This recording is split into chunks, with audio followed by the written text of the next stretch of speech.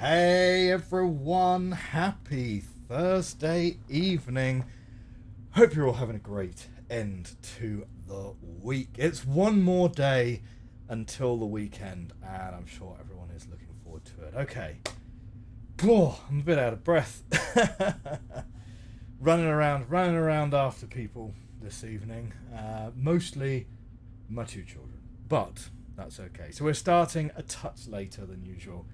So it'll be a slightly shorter stream than usual. So apologies for that. But sometimes these things just can't be avoided.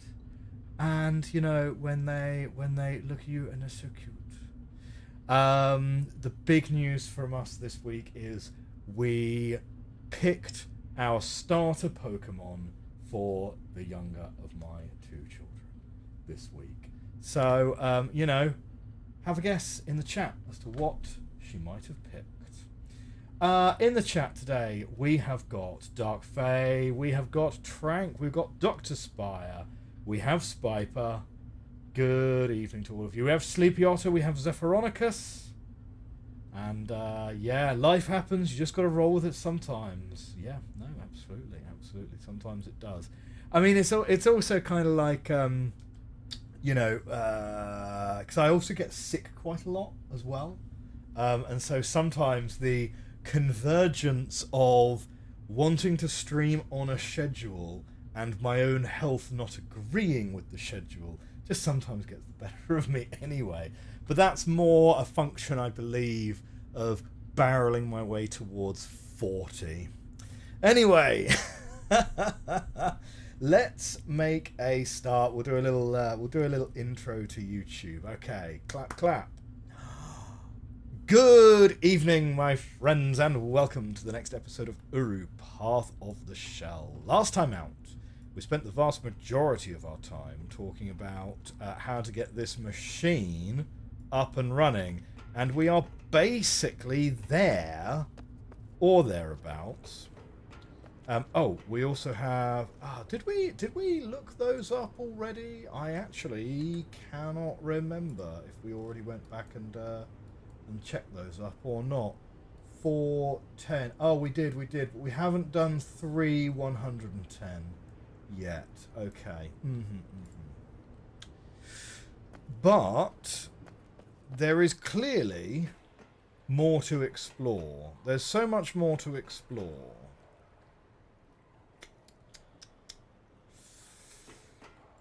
Because we have a button here which does nothing.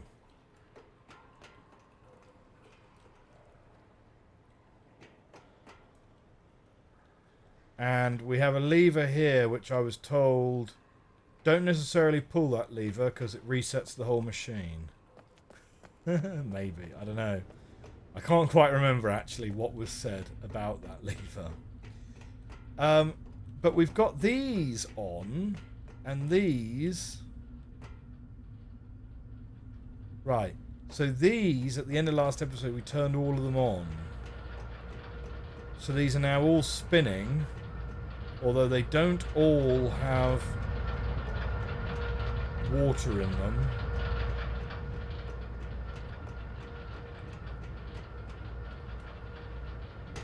Can't actually see from here whether those have water in them or not. But whatever it is they're doing has turned all of these on.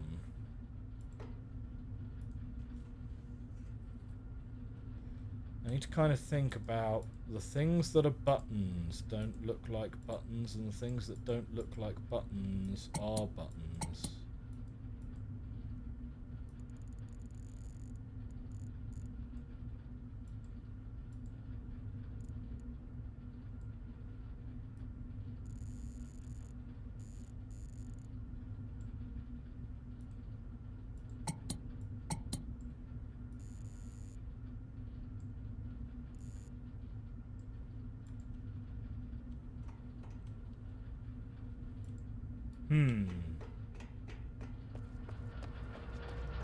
Now,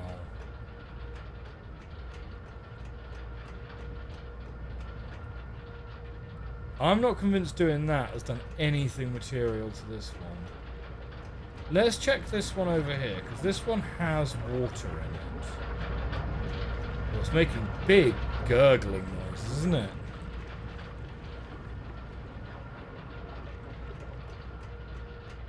Let's check it on this one, because maybe that one's the odd one out because it doesn't have.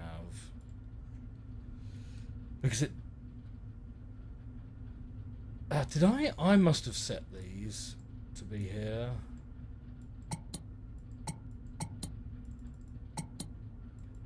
Long press. You always got to check that long press, right? So if I turn all of those to the bottom,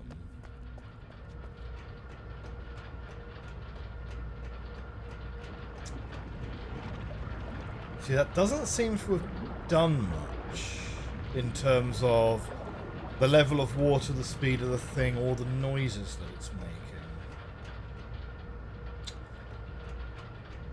Now here's the thing, there's actually no fast way for me to get over to the other side of the thing, because in the control room we turned all of these back on and then we used our journey cloth to warp back over here. So if we do want to go back to that control room, it's not a short trip to do it.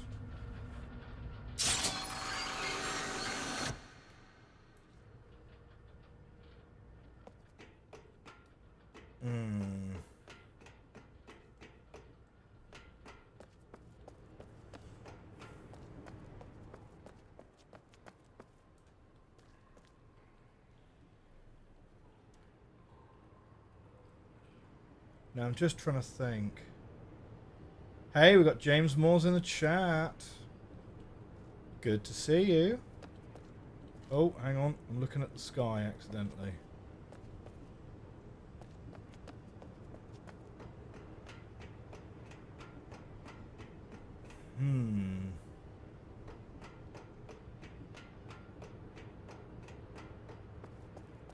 I'm not sure there's going to be much to do up here without the thing being available.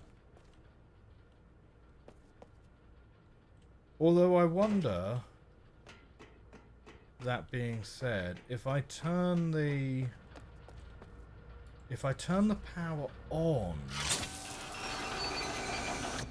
is there anything of interest at the top of the room? Because we couldn't get up there with the elevator before. So we've not quite been there. We have Dodo in the chat. Hello to you.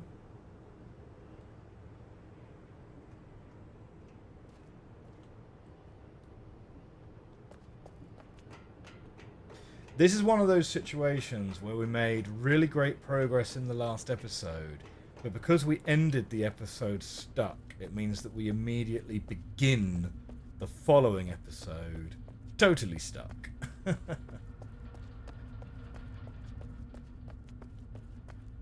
That's kind of interesting how it's put a guardrail all over here, but but I could jump down before. Ah, these things at the top of the room.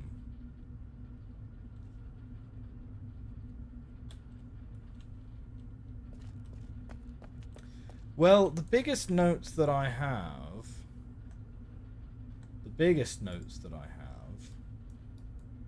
are these drawings. But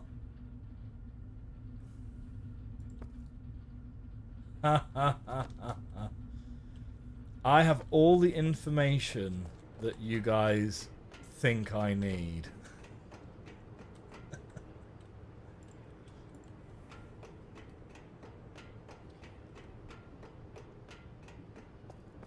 Ah, it won't let us jump down there either. Interesting, it let us jump down on the thing earlier.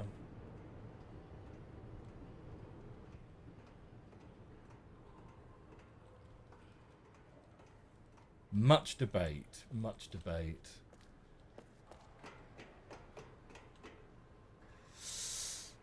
So let me have a think, right? So this does a reset, right? Uh-oh. Ah, thank you, Spiper, for stepping in there. Yes, Banhammer. Donk donk. Don't feed the bots. Don't engage with the trolls. No, not the trolls. The bots. The bots. We call these side hints. Ah. Yeah, I mean, they're literally just robots, right? Just not worth worrying about. Okay. Let me think. I'm going to take a picture of this. Right? Because I'm fairly sure all of these panels are literally identical. But I can't be 100% sure.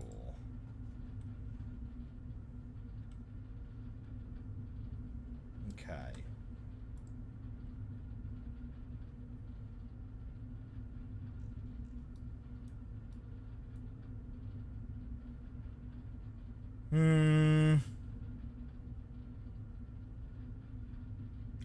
Yeah, because I was looking at the placement of these pieces, of the white pieces around here, but yeah, no, it is literally the same.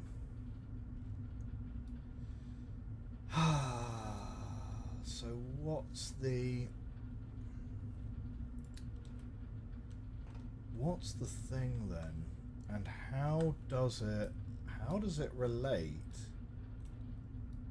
to these pictures on the cave wall?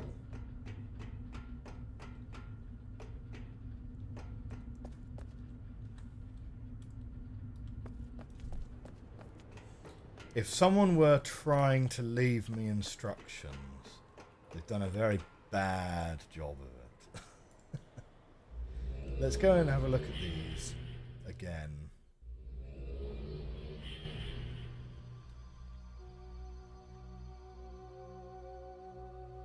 Okay.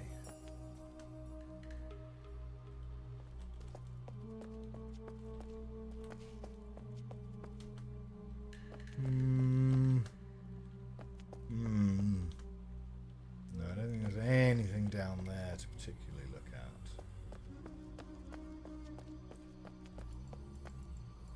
So these can't be touched like a journey cloth or anything.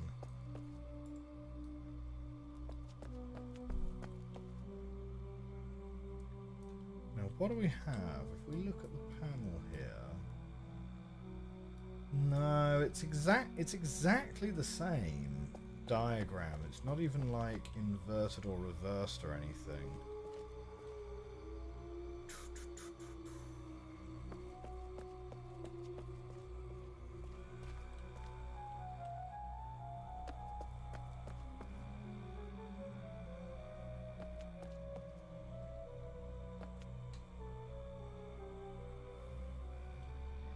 If you look closely, you might understand. As usual, no one reads the instructions correctly.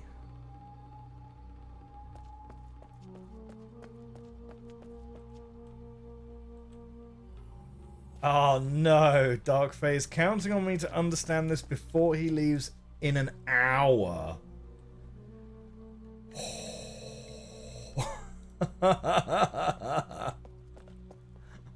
Wow, that's cold. That's cold.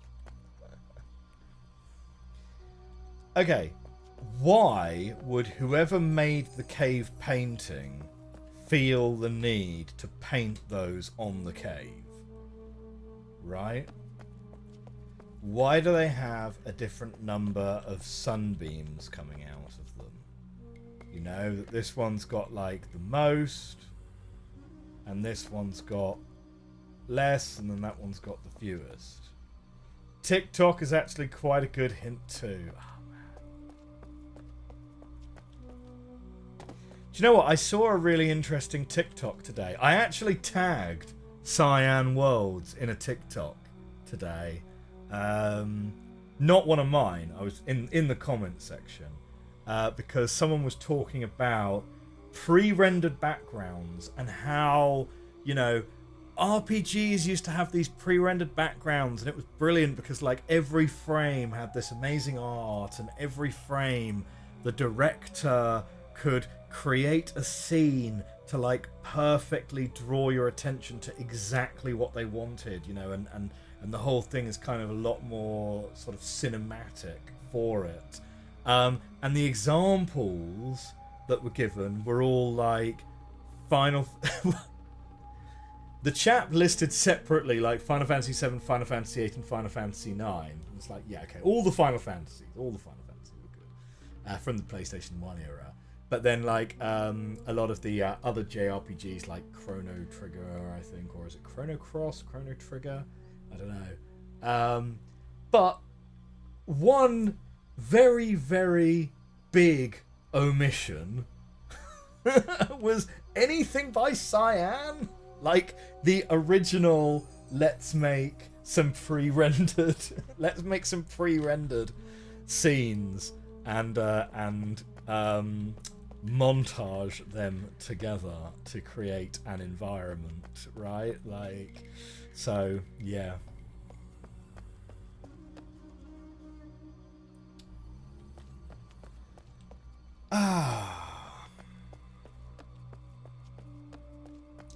These people have not played Expedition 33. I had someone in the comments the other day actually asking if I was going to play Expedition 33. Currently, I have no plans to play Expedition 33. Not that, you know, not that I think it's a bad game or anything, but it's just that, I don't know. I mean, JRPGs aren't really my bag so much, really. Oh, shoot. It's, to get back to the thing, I can only go from here. Do I want to go back to the control room? It's a little bit of a walk, but it is doable. It is doable.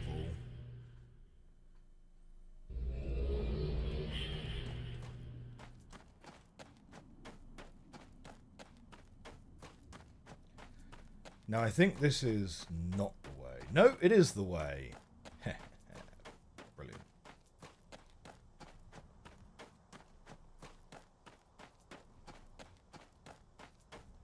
Calling it a JRPG is not wrong. It's a lot more than that.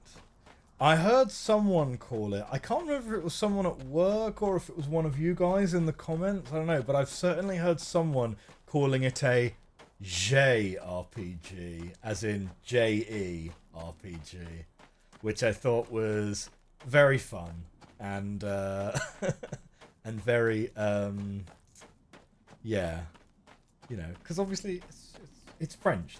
That's the joke, right? So it's a JRPG.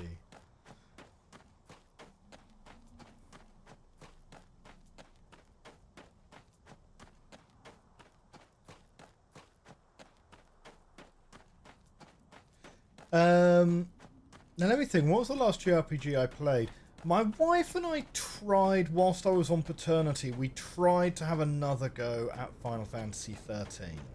Because Final Fantasy 13 sort of weirdly seems to be going through a Star Wars prequels type renaissance, where the people who played Final Fantasy 13 as their first Final Fantasy are, you know, kind of more chronically online than they used to be, and say that, oh no, Final Fantasy 13 is actually better than you remember it. You should give it another go. So yeah, so we tried playing Final Fantasy 13 again, because like I did try it when it first came out, Oh shoot, we got the ears. Oh no, no one's redeemed the ears in months. Hang on. Oh, I've got to reach behind my computer.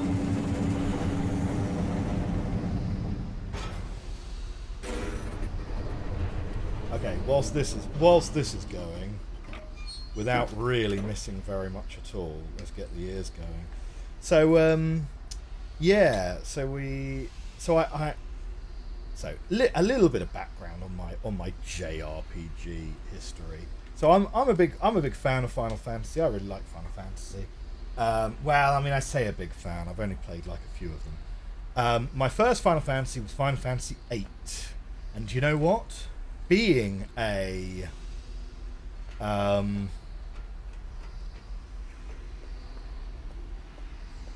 on, there we go. Right, we're going to pull the lever, and then we back up out of the way. There we go. So the first Final Fantasy I played was Final Fantasy VIII, and I played that when I was around about, I don't know, I'm going to go with like 12, something like that. I'd have certainly been 12, 13. And you know what? The level of teenage angst in Final Fantasy VIII was just absolutely at the perfect level for me at like 12 or 13 years old, right? Like absolutely sweet spot. I was just like, oh my god, this game understands me, guys, you know.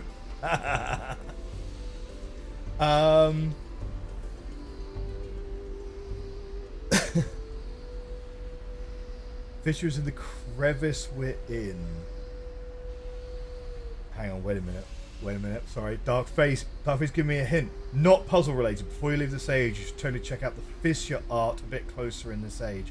Oh, we did actually take a picture of the fissure art actually from the sage. Here it is. Yeah. It's got some stars in it and things. This is the one you meant, I presume. So yeah. So Final Fantasy VIII was my first one. Absolutely loved it. Played it for months. I think it's possibly my most replayed game of that type. Like, not counting roguelikes and stuff like that.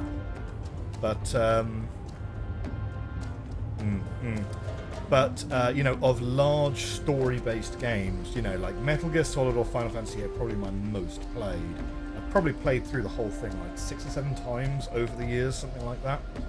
And that's one of the ones that I have actually 100%ed.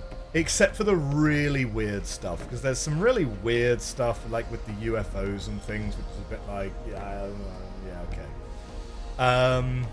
You know, like I don't think I ever got every single triple triad card in the game. So I'm not doing like 100% like the really, really kind of extreme stuff. But I mean, you know, like I've beaten Omega Weapon, I've beaten, you know, Ultima Weapon, etc., etc. You know, found, you know, done all of the lore stuff and all of the theories and all the Laguna things and whatever.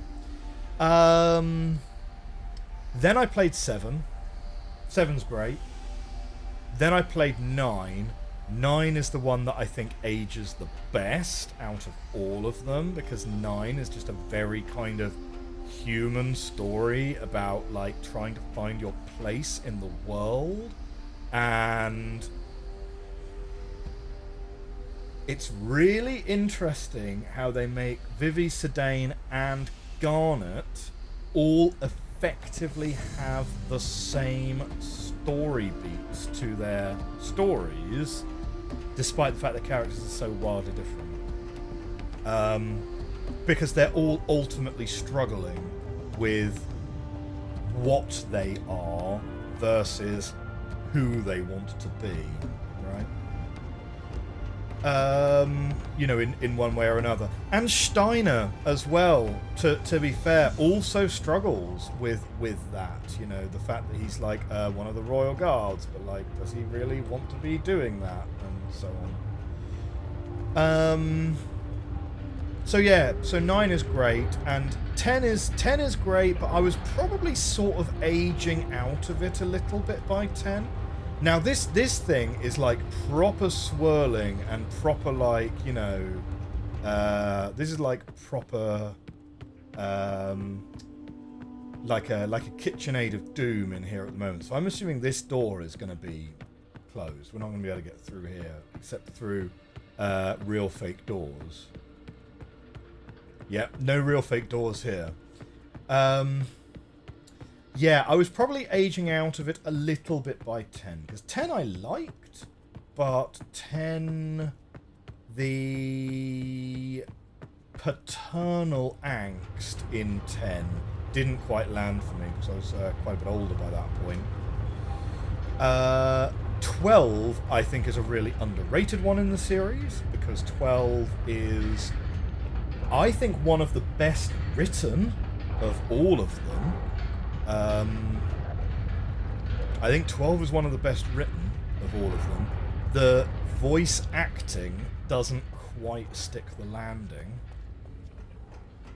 But, now look at this. Everything's on. Everything is on. So why we got... So the button on here isn't doing it. Isn't doing it. Are these buttons? No. The things that look like buttons aren't buttons. James Walls, 12 was Shakespeare in the desert, for better or for worse. Yeah, agreed. Like, the writing was brilliant. The voice acting didn't quite live up to the writing. And you can very much tell from the way the voices are recorded that these are separate voice actors in separate booths. They are not actually interacting with each other. They are reading their own lines, which was a very common way of doing VA work back in the day, and is probably still a fairly common way of doing it today, to be honest. But 12, I think, is underrated. I genuinely do. 13, though, is for me where the whole thing just kind of became a bit of a disaster zone. No, not a disaster zone, but 13...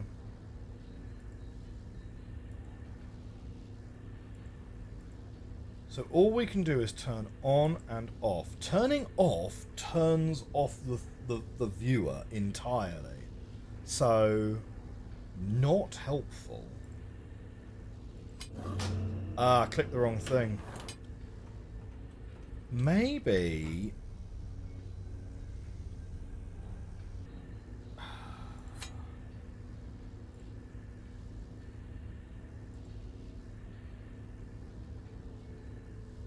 It takes a little while to do the things, doesn't it?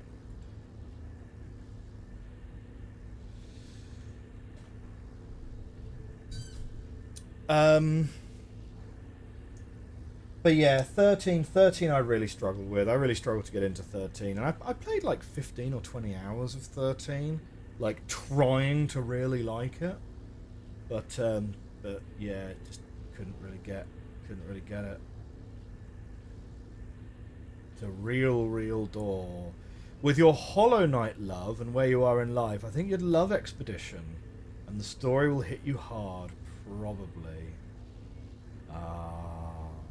Fair.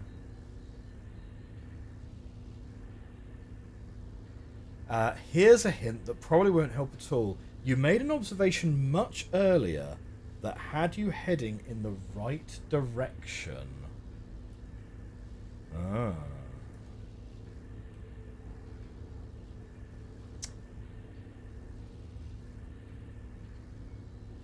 Okay, narrow this down for me, chat. Does solving the puzzle require me to be in this control room at all? Or can I walk back over to the other side of this bridge and just forget about all of this stuff? Okay. Let's walk back to the other side of this bridge and forget all about this stuff. Okay, that narrows it down. That narrows it down a bit.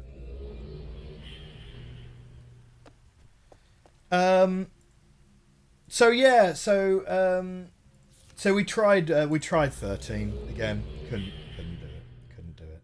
But so my wife has bypassed all of the Final Fantasies growing up. She's not played any of them. But we have played together. 9 she really liked. 9 she really liked.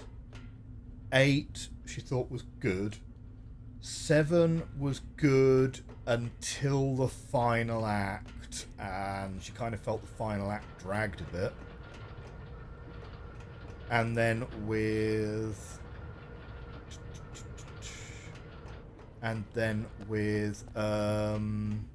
10 we kind of struggled to get into that one, and then 13 was just a bit of a disaster. Oh, but we did play and beat 12. So 12 I think was the last one that we played. My best goings are, is it to do with the number of spokes, and does it involve like, so this one has the most spokes, and this one has a medium number of spokes, and this one has low spokes.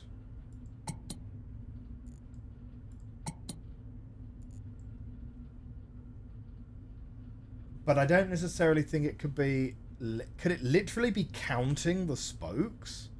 Like, if we start at 1 here, and we literally count them off, like 1, 2, 3, 4, 5, 6, 7, 8, 9, 10, 11, 12, 13, 14, 15, 16, 17, 18, 19. There's 20 there. I mean, these are in gradations of 5, so like 20 would be there. Like, are they trying to do like a spire chair thing on us? Like, if we go 1, 2, 3, 4, 5, 6, 7, 8, 9, 10, 11, 12, 13, 14, 15, 16, 17, 18, 19, 20. 1, 2, 3, 4, 5, 6, 7, 8, 9, 10. I do feel very awkward about the fact that both of those come out to be exceptionally round numbers. Alright. Start with that one. 1, 2, 3, 4, 5, 6, 7, 8, 9, 10, 11, 12, 13, 14, 15, 16, 17, 18, 19, 20, 21, 22, 23, 24, 25, 26, 27, 28, 29, 30. This is like counting the cultures in a petri dish. Have you ever seen someone doing that? With so what you do, if you get bacteria cultures, you need to count them, and you take a pen and you literally put dots on them. You don't distract someone when they're doing that; they get very angry with you. 1, 2, 3, 4, 5, 6, 7, 8, 9, 10. So 40 maybe.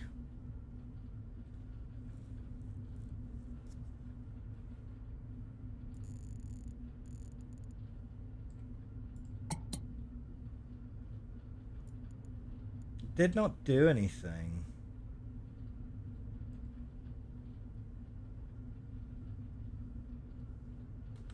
I was definitely 40.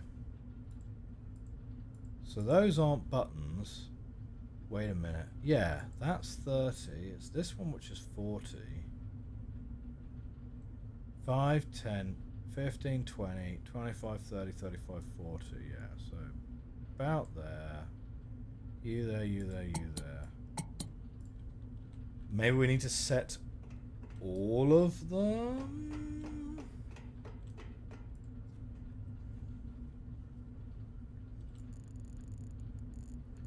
$10, $20, $30, $40. And that'd be 30. And that'd be 20.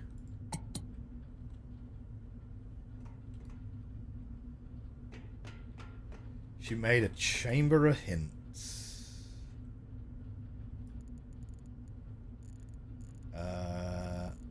10, 20, 30, 40. I'm hoping these are pretty forgivable. One of the things we were talking about in the comments section...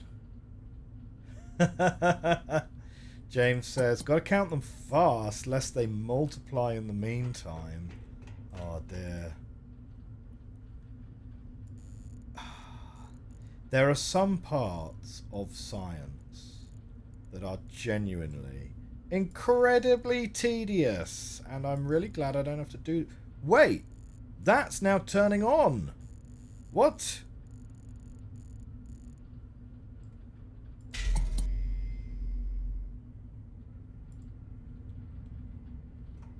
So that one did a thing.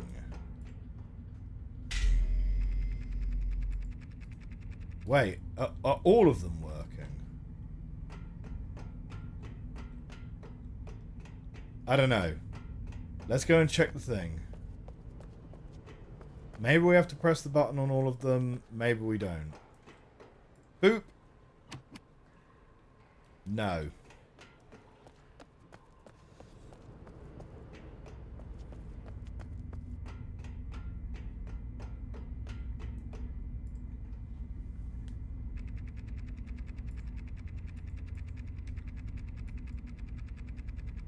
Okay, so that's sort of running. Are these all running? This is still not a thing.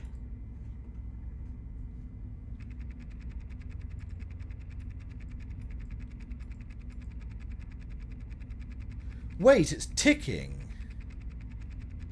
It's ticking. What's it ticking?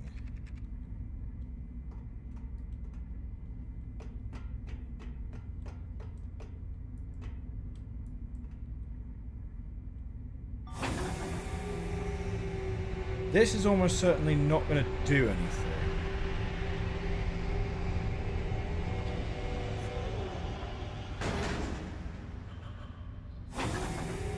Yeah, that just bumps there still. Okay, so something is going on, and it's only going to be going on for a particular period of time.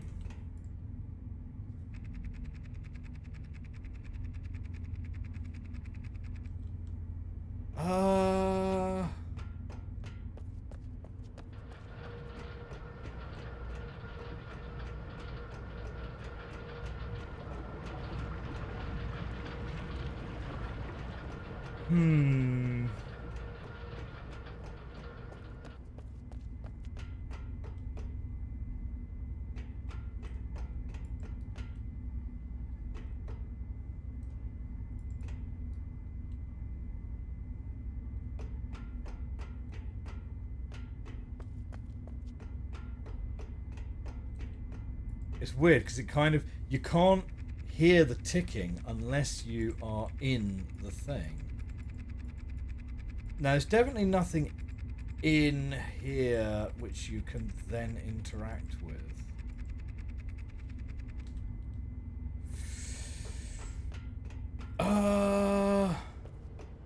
Okay, it's a pretty... Oh, no, there's nothing... Nothing in an age can go and affect another age, right? So I don't think it can be anything like, because this age here, let's go check it out. It'll take us like 1 minute to check it out, but there was like nothing we could do in this age. But, like, as far as I'm aware, nothing in an age can affect something in another age. That takes you back there. It's fair to say you can tell us more FF stories now. So, I mean, in terms of the retro Final Fantasies, or what I would call the retro Final Fantasies anyway. Oh yes, it's done that weird thing where we're now sort of in the floor. But no, the door is not open. It would be weird if you could do something in one age and it would affect something in a different age. Like, not impossible, Maybe. I don't know. But, yeah, no, not... we've never seen anything like that before. This very much looks like it is like a control panel for something.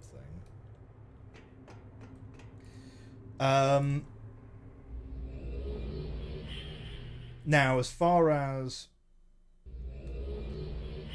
Keep an ear on one of the dials and tell us stories. Oh! Oh! It's a... You have to wait, is it?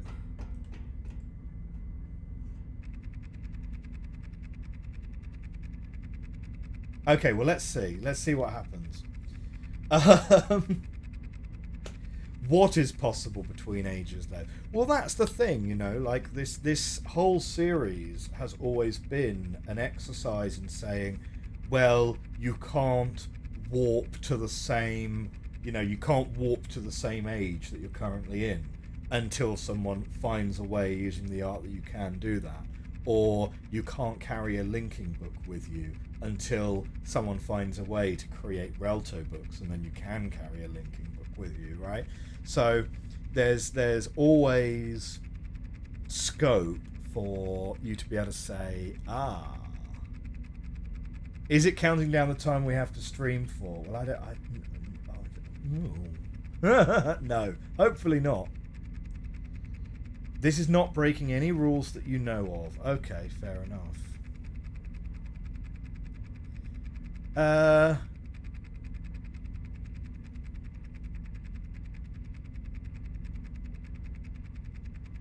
So, I mean the clues in the books do say, like if we look at the clues in the books, they do say, like, passing of time, that the gather will find rest when the light comes. We didn't actually look up what that one said, but the way is made clear at the end of time.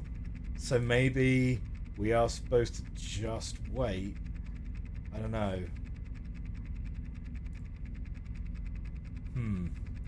This uses a rule you have used previously in this very game.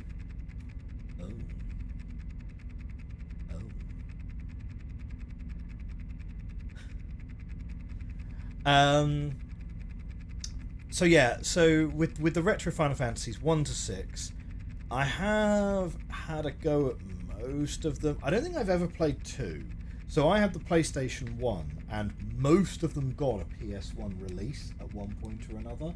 So 1 and 2 came bundled together in one thing, which is why I've played 1 but I never played 2. Because I was going to play 2 after 1, but I never beat 1, so I've never even played 2.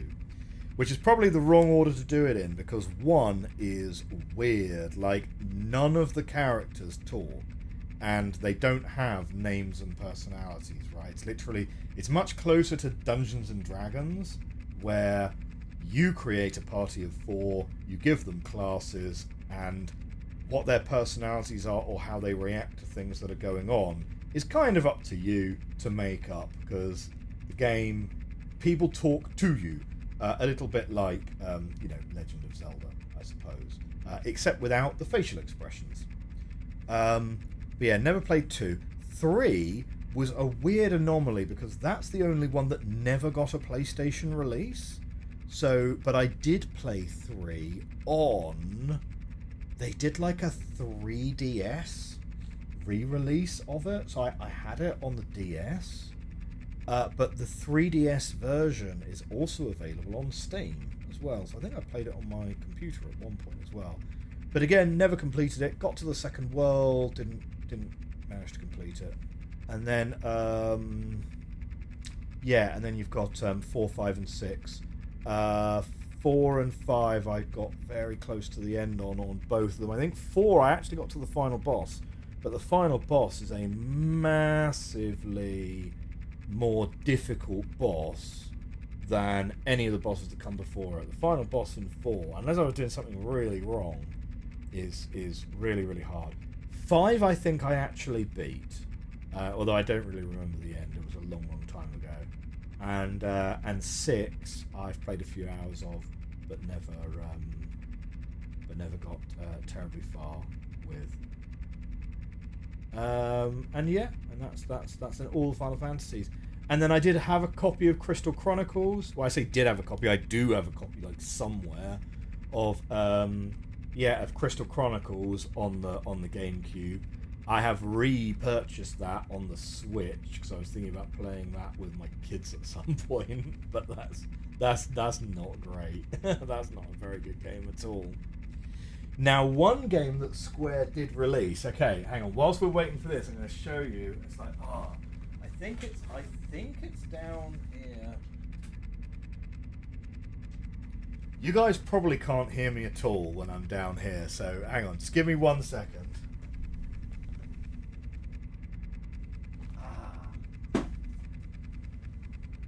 Here we go. Right. Now this is a rare game, right? Vagrant Story for the PlayStation 1, right? Like, it's got a really good manual actually as well. Now, this says, right, $29.99 Blockbuster. That is a Blockbuster Video sticker on that one. And you also got a half-price Sony memory card with this game. Yeah? This is one of the ones that's on my list. I bought this literally 25 years ago, and I got stuck on one of the puzzles and have never beaten it. So we're definitely gonna slap this sucker in at some point and play this, right? But yeah, it's like back when you're like Black Disc as well. Like this is the pre-platinum version. This was like the full price, bought it on launch version. Like, I'm so happy that I never got rid of. I mean, I got rid of some of my physical media, but I never got rid of all of the stuff that was like, oh, return fees must be horrendous after 25 years. No. It's a purchase price. But yeah, you know, like I think that when you're digital only, you do lose something. You should flip your cam at some point if you want to show things. There's a really good point, Dodo, but the problem is my mic is here, right? And my game screen is there. So if I actually flip myself around, it looks well odd because I'm gaming this way instead, and I'm not looking at what's on the screen. Whereas this way round, I'm looking from your point of view at the game we're playing. So flipping myself round looks really odd, and I've tried it. It doesn't work. So it's much better to just have it flipped. But yeah, no, you're absolutely right, because it means that I actually don't look like this. I look like the mirror version of this right now. You've heard great things about Vagrant Story, says Spiper. Fair. Yeah, I mean it was a really interesting game. It was kind of like it was a very large, interconnected world. It was a Metroidvania, effectively, but it was a Metroidvania with very strong real-time JRPG elements. So there was a lot of leveling. You'd have to level your skills in certain weapons, and weapons would become more or less effective at dealing with certain enemies, depending on how much you... Ah! Are we done? Uh-oh, wait a minute. That was not the correct button. There we go.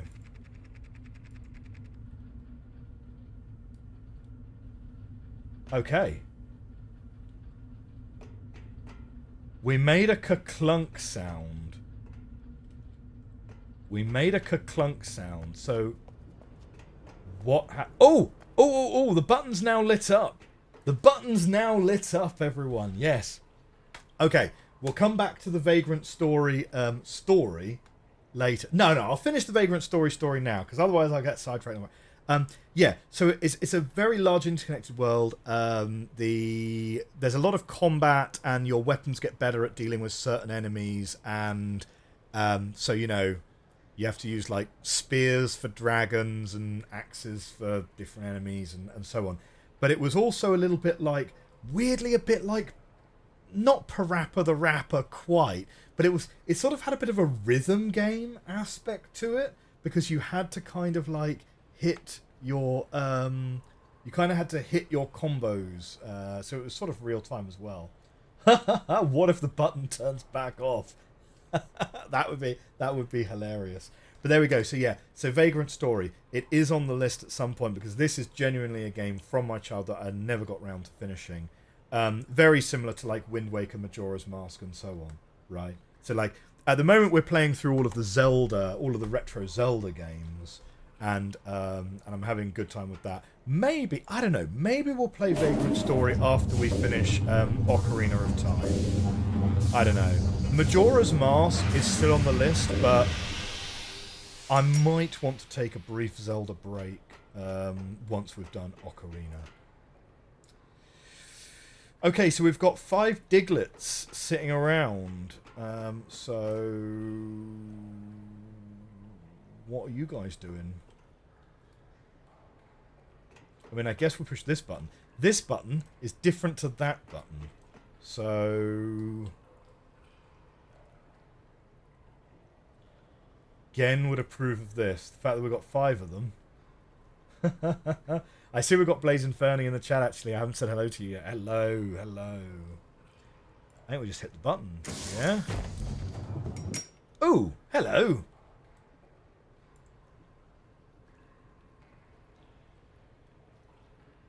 Ah, we're going to take this with us. Oh! How rude. Fine. Give me another one. Thank you.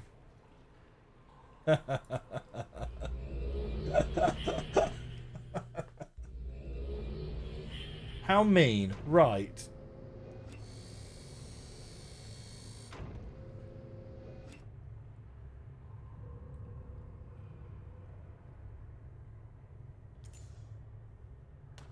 Oh. Oh? Or...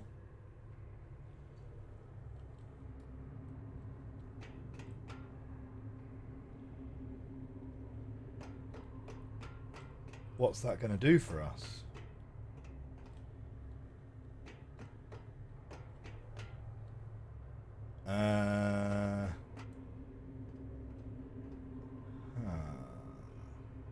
Maybe we need more than one. Or maybe we're supposed to take it out of the machine.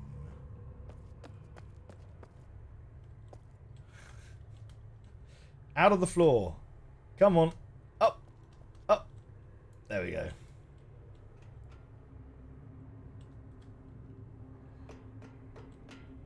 It looks like we're back in Danae, doesn't it? From how orange it is here. Oh, maybe that's what we're doing. Maybe we're returning the Danae Lake to its original orange hue. How is Myst Insane Difficulty Edition? Asks Everett Topanga. Oh dear. Yeah, I mean, James, fights being full of kick punch. That's kind of, yeah, it's not far off. Not far off. It's also one of the very few games that was bold enough to actually go full whack on, you know, not for the whole thing actually, because I think you do have a map for most of it, but there's like at least one very large section in the game where it basically goes, no map for you. I have a feeling that maybe I'm supposed to take one of these magic sponges to the Yisha cavern as well. Maybe throw it inside the Yisha thing.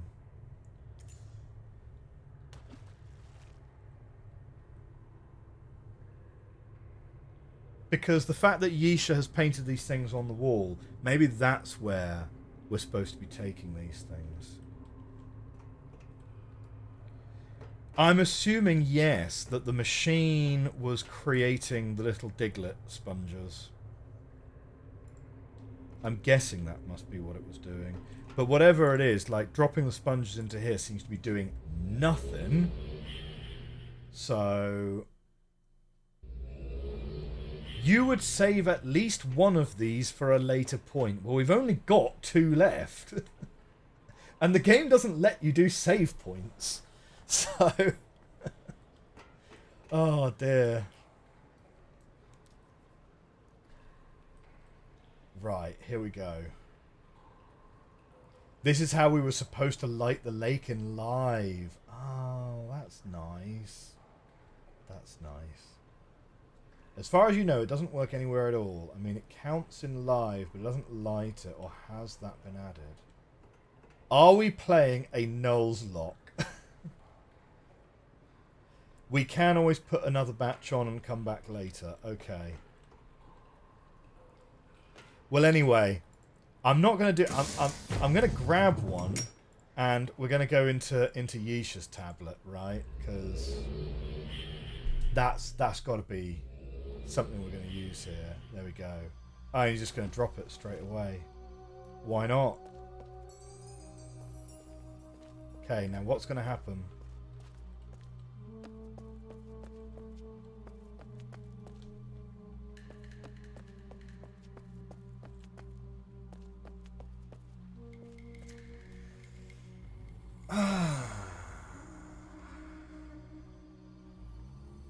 It just means you got to wait more later on. Don't waste your giant cylinder thingies. I didn't feel like I was wasting them. Well, we've only got one left. I mean, the only other avenue available to me would be to go to Relto, right? I was genuinely expecting coming here would do something. So, okay.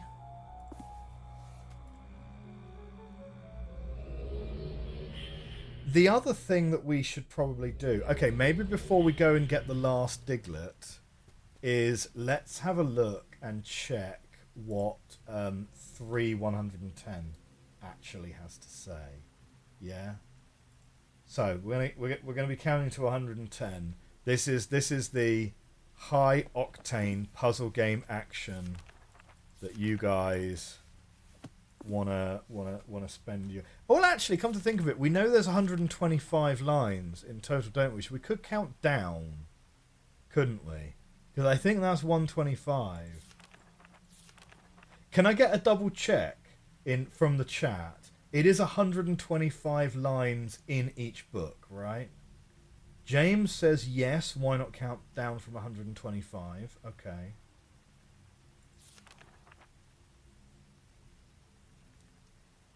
Would the Diglett move with us if we took a step?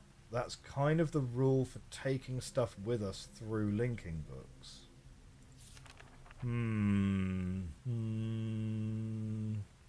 We can usually step, yeah. But he's holding his hand on it, isn't he? So 5, 4, 3, 2, 1. Wait, hang on. Counting down is hard. 1, 20, 9, 8, 7, 6, 5, 4, 3, 2, 1, 10. The path of the stone is toil for the gathered. Is that right? 10, 11, 12, 13, 14, 15, 16, 17, 18, 19, 20, 21, 22, 23, 24, 25. The path of the stone is toil for the gathered. That doesn't particularly sound like it helps very much, but I'm sure it will make sense in context later.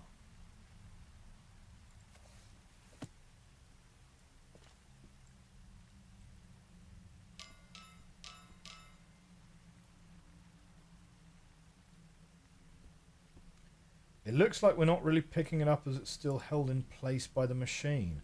Well, I would say we're not picking it up, are we? Because we're putting our hand on it, and if we take too long, the machine drops it into the water. So I don't know.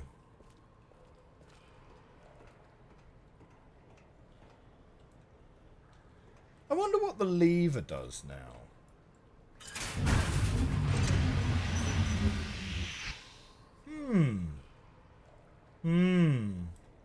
Well, that was a mistake. Okay.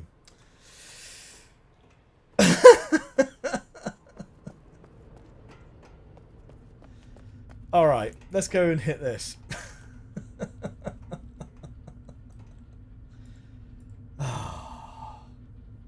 Right. We could always come back. We could always come back to this later. Right. Hang on. Has it started ticking yet? Yes, it has started ticking. I suppose we could always come back to this later. We could go back to the ball rolly age and go for the other linking book now.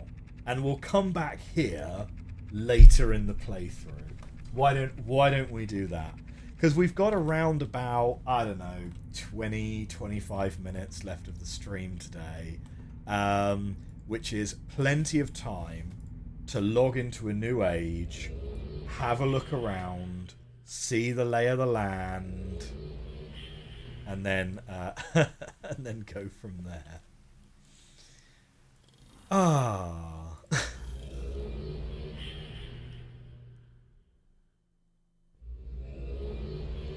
But yeah, I don't know if any of my other kind of retro RPG / Metroidvanias would be of particular interest. The other one that I remember very fondly from when I was younger, and let me know if any of you guys in the chat have heard of this one or played this one. It's now considered a very rare game, right? Like Vagrant Story, I would need to look it up, but let me see. If I have a quick look for Vagrant Story. So Vagrant Story, you can buy a copy for £50, 50, 40, 50, 60. So it's kind of expensive, but it's not ridiculous, right? The most valuable game I ever owned was Star Ocean Second Story, right? And those go on eBay nowadays for... Okay, it's not as ridiculous as I thought. Okay, I thought you'd be looking at probably a couple hundred nowadays. But yeah, no, you're looking at around about 60, 70, 80, 90, maybe. So, yeah. It's kind of, I suppose, of the same region as Twilight Princess for the GameCube. Right, kind of unusual, but yeah, Star Ocean Second Story, 87 possible endings, and it had like some real branching to it, some real forking in the story. I really enjoyed that, but then again, I'm sure it's much surpassed nowadays by more modern RPGs like, to be fair, Baldur's Gate 3 is so open-ended that maybe I'll play that one day. Here we are. So this is a... What's the chap's name? Kadish? This is a Kadish age, I guess. Yeah. Oh, hang on. A linking book to take us to another linking book straight away, huh? Most everyone's favourite age, this one. Do I start taking pictures of everything right now? Do you know what? No. Let's explore it first before I start spending like 15 minutes taking pictures of everything. It's a set of Kadish ages. Oh, we got little crabs! Hello! Oh, these guys are like the cutest! Goodbye, crab!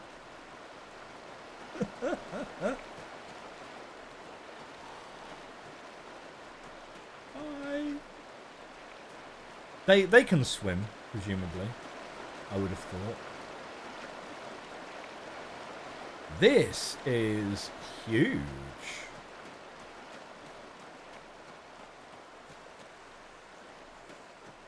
Okay, so this is everyone's favourite Kadish age. Many people have been... So this is Ahone, is it? Many people have said this is their favourite age across every single Myst game out there, which is high praise indeed. So, let's see. Yeah. Journey cloth me up.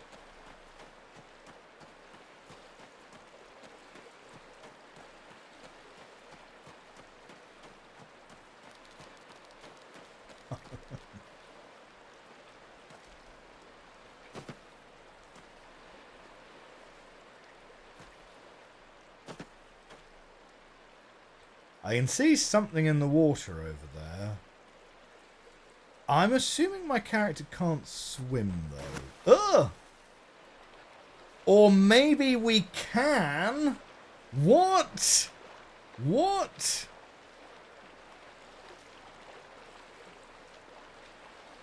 We can just totally swim. Ah! There's actually a current. Oh no! What? We're like caught in a we're like caught in a current that's pushing us this way. Oh shoot! Our Relto book might be waterproof if we could reach that part of the screen, which we can't. Okay, let's not panic. I'm sure we will find a beach fairly soon.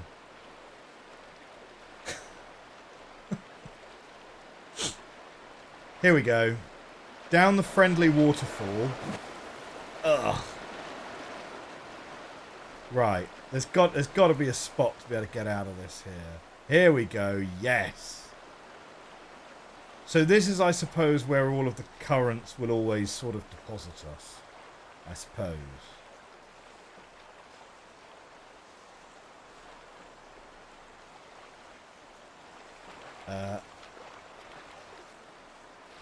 Oh no. Oh, I'm sort of stuck. Okay, never mind. Right, we're Reltoing out of this nonsense. Okay. Although that thing we were swimming to looks like it should be achievable. Blonk, blonk. Probably the second one.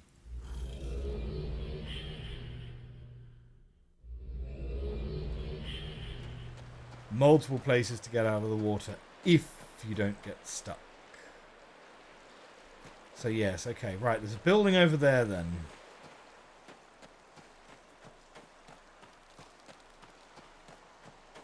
Let's check out the rest of this little island first, though.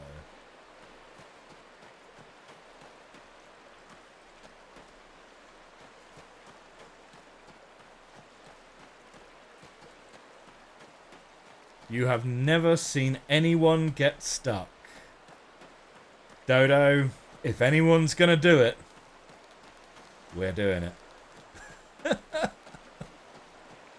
Don't tempt me. I'll do it. I'll get us stuck. Right, so that takes us back to where we were before.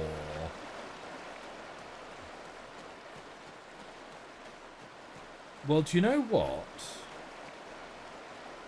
It's a fancy statue in the middle. It is. Do you know what, actually?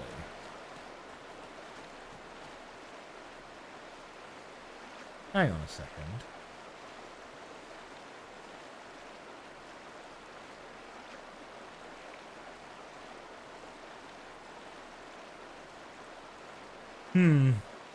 I thought I saw something there, but maybe not. Like, that clearly does warrant a screenshot, doesn't it, of course? But anyway. I am going to hit up this linking book, though. Because... just to rule out that this is like a Bevin Kiro situation. Where two places through the linking panel look very similar, but in fact are not the same place.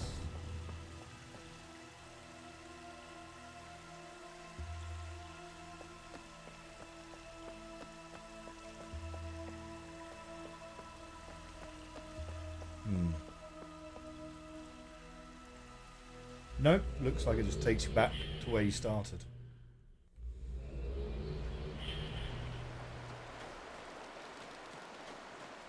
So, I did start playing very recently, just in my spare time. Me and a couple of friends have gone and started Divinity Original Sin 2, which is Larian Studios. Same people that made Baldur's Gate 3. It's like the game that they did just before Baldur's Gate 3. Never played it before. I have played...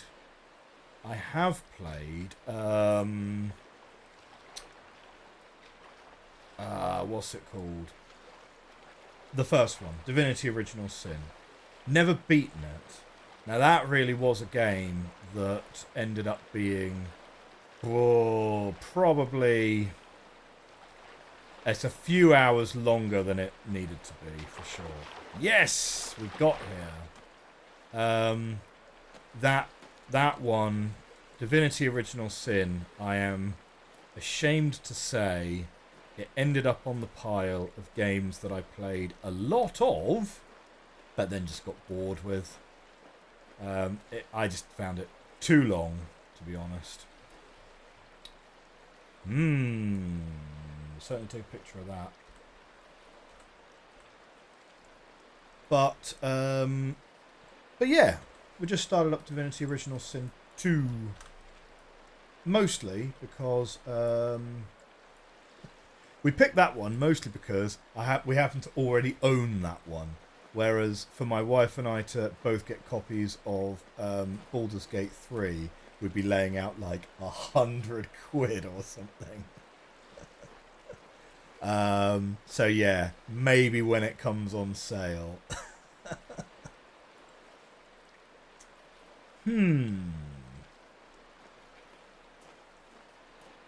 So the only thing that's here is that picture.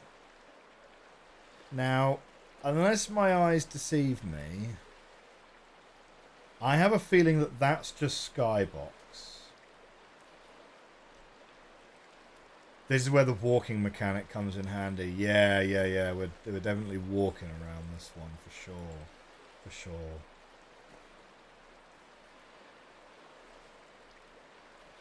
With a couple of friends. When do you plan on finishing that?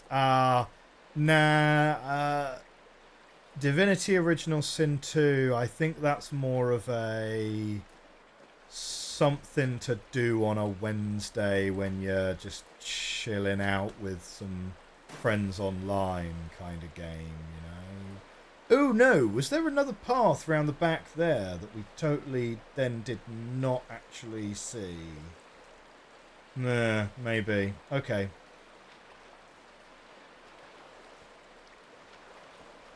Have a great day at work, Dark Fae. Hope you have a happy Friday.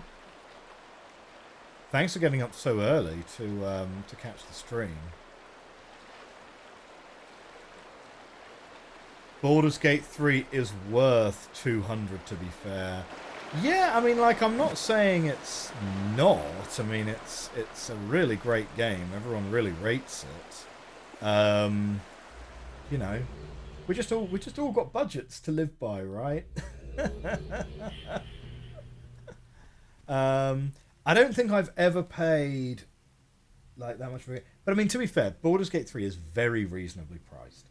I think currently on Steam at the moment it's like £50 or £47 or something, which is not by any stretch of the imagination an unreasonable price for these, right? Like, I showed you Vagrant Story earlier, right? I paid £30 for this back in like 2001. That was like 24 years ago.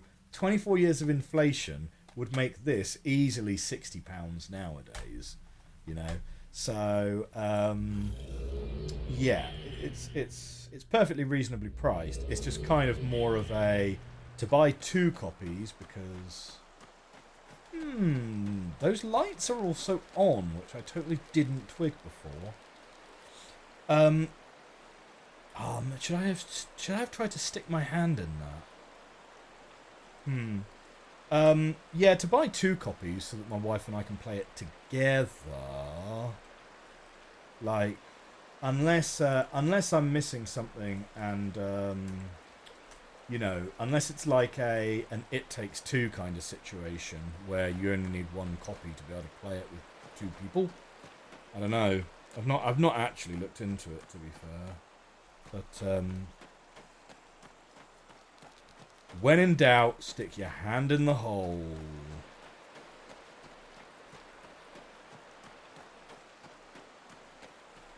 It's a stream worth getting up early for. Oh my god, that's like the nicest thing anyone said to me all day, I think. Oh no! No! Okay, right. We're embracing the water level.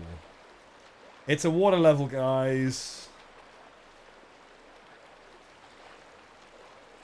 Good thing our character is a strong swimmer.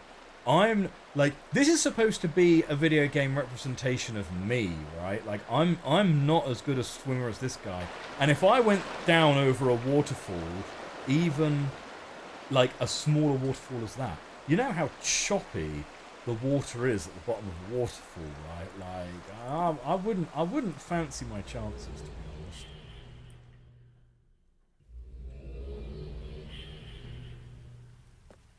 honest. You like how I panic when I'm falling in?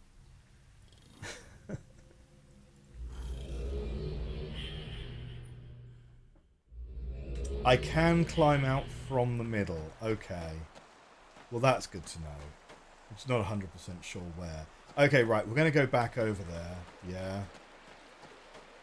Because of the tide, I think you do kind of have to go, like, and do a pretty wide... Do a pretty wide jump, you know.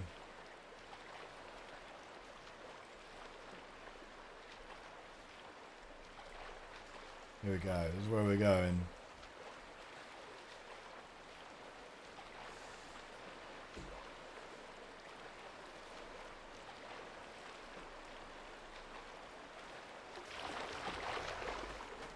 Okay, turn my walk back on.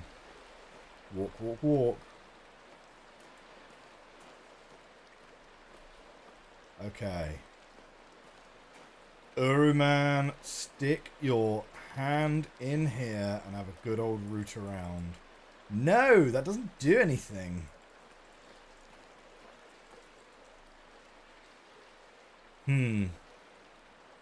How very disappointing. Now, round the back here.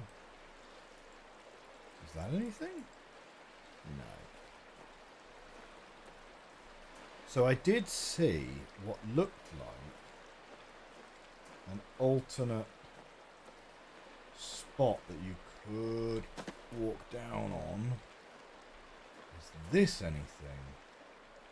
It kind of looks like no. Oh man. Yeah, okay, that's, yeah, we're stuck.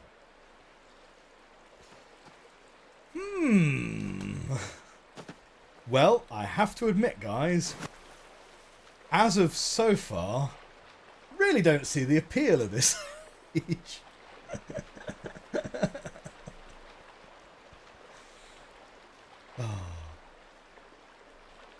Effectively a slingshot maneuver, only with water instead of space. Slingshot maneuvers. Really, really interesting, right? I'm going to get all physicsy with you at such a surprise. Gonna get all physicsy with you for a second. Slingshot maneuvers. There's kind of this myth in Hollywood, although they never really do it like explicitly. It's more kind of like they let the audience draw their own conclusion, or they don't really explain it for the benefit of the audience. What is the point of doing a slingshot around a planet, right?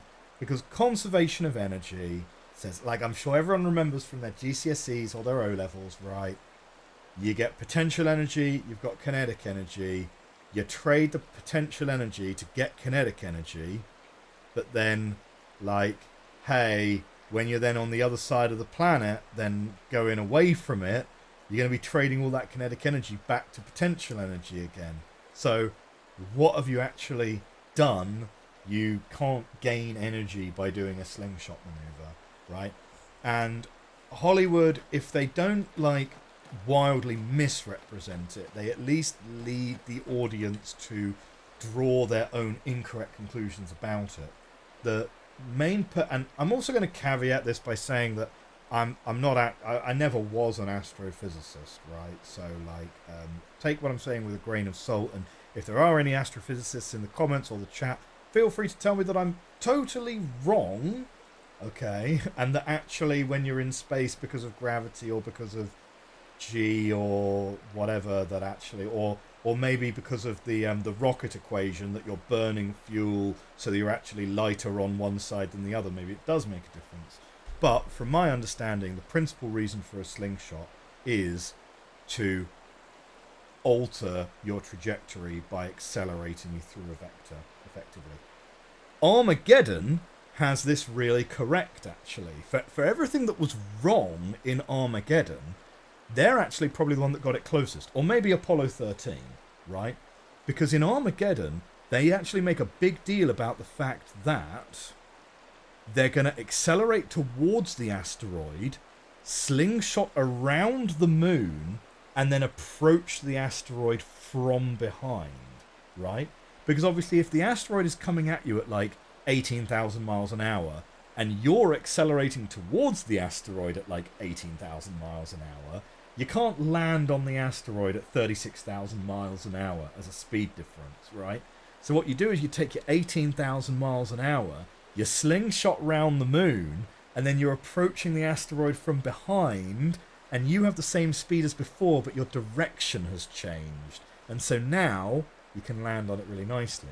So Armageddon, for everything that was wildly wrong about Armageddon, it's probably one of the best movies about like how slingshots actually work in space. Apollo 13 had exactly the same thing. Now they didn't really explain it, they discuss it. They discuss, okay, do we go round the moon and come back, or do we turn around and come back, right? Because everything went wrong with Apollo 13 very, very early in the mission, and they had to make a decision. Okay, do we slingshot around the moon and come back, which is like a 5-day journey or something, or do we burn all of the fuel, decelerating us and then accelerating back?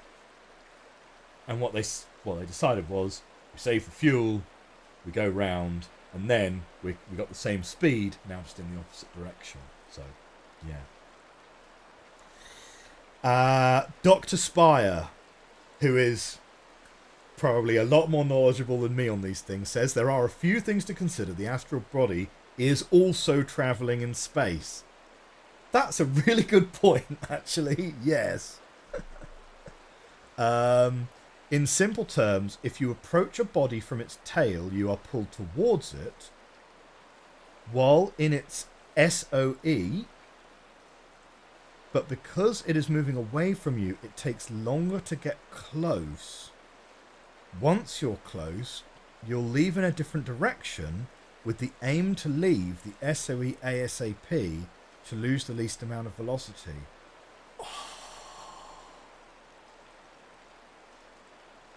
That's actually genius. That's actually genius. There you go. Right.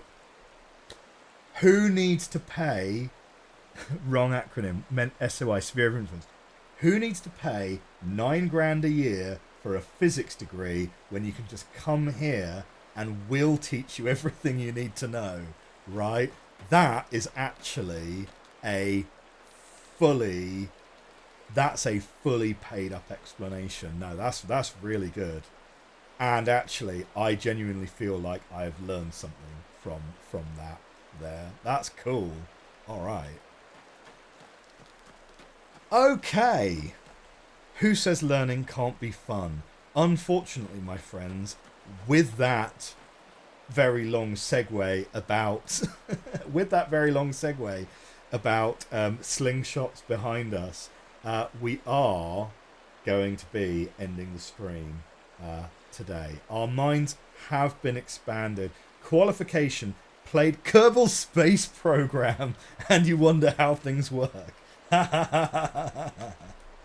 The best kind of experience. Life experience. Yeah. Excellent. Okay, so University of Life behind us. The University of Hard Knocks. The School of Hard Knocks, everyone. Okay, we're going to be ending the stream there. Thank you all very much for coming along to the stream. Sorry it was a little bit of a shorter stream than usual, but we'll be back next. Will the Diglets have hatched by next stream?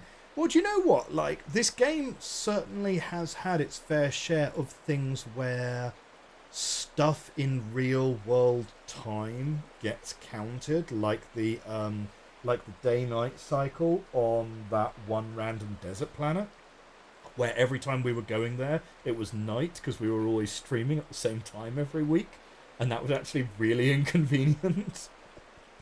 But anyway, okay, so yes, if you are watching on YouTube in the future, thank you very much for watching this recording of this stream. Hit that like button, hit that subscribe button. I will see you in the comment section very soon in another video, or this in a week's time. So thank you very much for coming along. I'll see you soon. Bye for now. Okay, so that's going to wrap up the YouTube recording. For everyone who came live, both on YouTube, particular shout out to James Moores, our YouTube chatter, and everyone who came to join us on Twitch. We've got 17 live viewers on Twitch. We've got 10 live viewers on YouTube, which is great. That's like medium-sized stream by now. This is actually like really good. Thank you all very much for coming along this evening and seeing me live. I hope you had a good time. I've had a good time. I always enjoy hanging out with all of you in the chat. We're going to say goodbye to YouTube first, and then we'll do a raid to Twitch. So thank you very much, YouTube, for coming along. I will see you next week. I'll see you in the comments section. Please do like and subscribe, and I'm assuming you guys are all subscribed if you're watching me live. But if you're not subscribed, please do consider subscribing. I'm less than 100 subs now away from hitting the big 1,000 mark, and that'll be very exciting. I need to think about something really special to do for the 1,000 subscriber mark. I don't know. So yeah, I'll take ideas on the Discord as well. Anyway, thank you very much, YouTube. I'll see you soon. Have a good evening. Bye bye.